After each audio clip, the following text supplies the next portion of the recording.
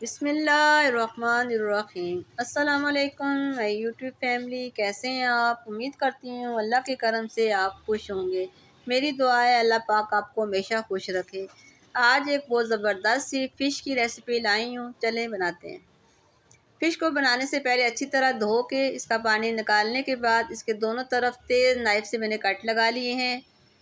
کٹ لگانے کے بعد پیپر میں ریپ کر کے ان پیپرز کو کپڑے کے اندر ریپ کر کے رکھ دیا تھا۔ اب 20 منٹ کے بعد ان کو کھول رہی ہوں، میں آپ کو دکھاتی ہوں۔ یہ دیکھیں پیپر گیلے ہو چکے ہیں، جتنا بھی مچھلی کے اندر پانی تھا سارا پیپر نے ایبزارب کر لیا ہے۔ اس طرح سے مچھلی اگر آپ فرائی کریں گے تو بہت ٹیسٹی فرائی ہوگی، کیونکہ جب ہم میرینیٹ کرتے ہیں تو نمک کی وجہ سے مچھلی پانی اور بھی ریلیز کرتی ہے، جس میں ہمارا مسالہ بھی نکل جاتا ہے۔ اس طرح مسالہ سیف رہتا ہے۔ میرینیشن کے لیے یہاں میں نے لیمن جوس لیا ہے، یہ 6 لیمن کا جوس ہے جو اس میں ایڈ کر دیا۔ آپ چاہیں تو املی کا پلپ بھی یوز کر سکتے ہیں۔ ساتھ ہی کچھ مسالے ہیں، ہلدی، نمک، کسوری میتھی، لال مرچ پاؤڈر، دھنیا پاؤڈر اور کھٹائی پاؤڈر، جسے امچور پاؤڈر بھی کہتے ہیں۔ یہ لہسن ادرک کا پیسٹ ہے، یہ بھی اس میں شامل کر دیں گے اور پھر اس کو اچھی طرح سے مکس کریں گے۔ تھوڑی دیر اس کو مکس کریں گے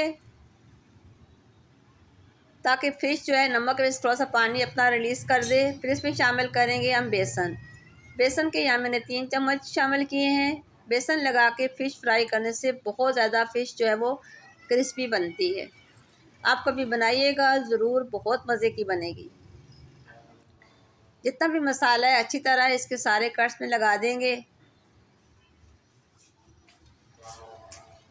یہ دیکھیں آپ مسالہ بہت زبردست قسم سے لگ چکا ہے۔ یہ دیکھیں جو ڈرائی مسالہ تھا موئسٹ ہو چکا ہے، لیکن زیادہ پانی ریلیز نہیں ہوا ہے کیونکہ پانی ہم پہلے خشک کر چکے تھے۔ اب اس کو رکھ دیں گے 3 گھنٹے کے لیے، پھر اس کے بعد نکالیں گے فرائی کے لیے۔ ملتے ہیں 3 گھنٹے کے بعد۔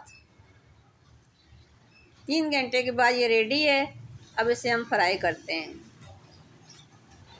آئل میں نے چولہے پہ رکھ دیا ہے گرم ہونے کے لیے۔ اب اس پہ ہم شامل کریں گے فش کو بڑے آرام سے احتیاط کے ساتھ شامل کرنا ہے کیونکہ گھی اچھلنے کا ڈر ہوتا ہے۔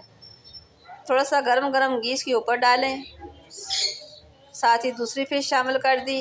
اب ان دونوں کو فرائی کریں گے، پہلے ایک سائڈ سے 2 سے 3 منٹ، پھر سائڈ اس کی چینج کریں گے اور اسی طرح دوسری سائڈ بھی اس کی فرائی کریں گے۔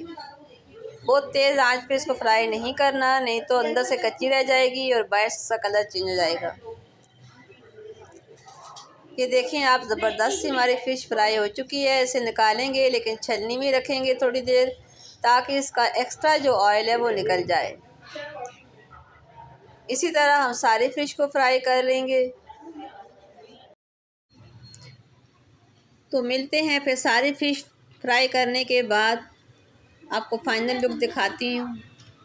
یہ دیکھیں الحمدللہ بہت زبردست سی ہماری فش ریڈی ہو چکی ہے۔ اس کو آپ سرو کریں چٹنی کے ساتھ، چاہے چٹنی پودینے دھنیے کی ہو یا املی کی ہو۔ آپ ٹماٹر کی چٹنی کا بھی یوز کریں، میں نے بھی 2 طرح کی چٹنی اس کے لیے بنائی ہیں، آپ کو دکھاؤں گی اینڈ میں۔ کمنٹس کر کے مجھے بتائیے گا میری ریسیپی کیسی لگی۔ اگر پسند آئی ہو تو پلیز میرے چینل کو سبسکرائب کیجیے گا، دوسروں کے ساتھ شیئر کیجیے گا، لائک کیجیے گا۔ تو ملتے ہیں اپنی نیکسٹ ویڈیو میں، تب تک اپنا خیال رکھیے گا، دعاؤں میں یاد رکھیے گا۔ اللہ حافظ۔